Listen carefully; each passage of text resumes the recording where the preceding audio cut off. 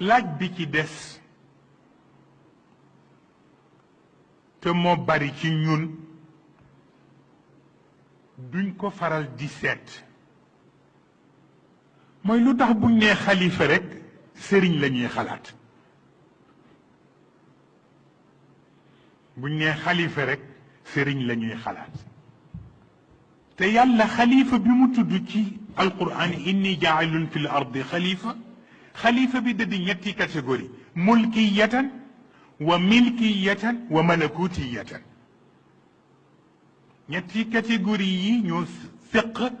xilaafa bi bu ngee mulkiyatan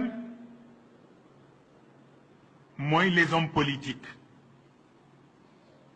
ñi yore pouvoir politique yi yore gouvernement yi yore tëralinu adduna yi homme politique yooyu dugg nañu ci jaa'ilun fil ardi xalifa ñaareelu catégorie bi mooy milkiya te mooy borom alal yi ñu di leen tudde les hommes d'affaires ñoom it dugg nañu ci jaa'ilun fil ardi xalifa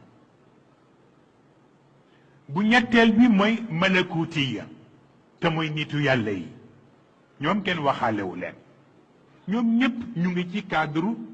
jaa'ilun fil ardi xalifa mais toujours homme politique yi ñoom seen xalaat yépp mooy nax borom alal yi te ñoom ñépp ñu waroon a nekk ay xalifa ñu nax borom alal yi boo ma joxee nangam bu ma gañee dinaa la def nangam wala ma ubbil la nangam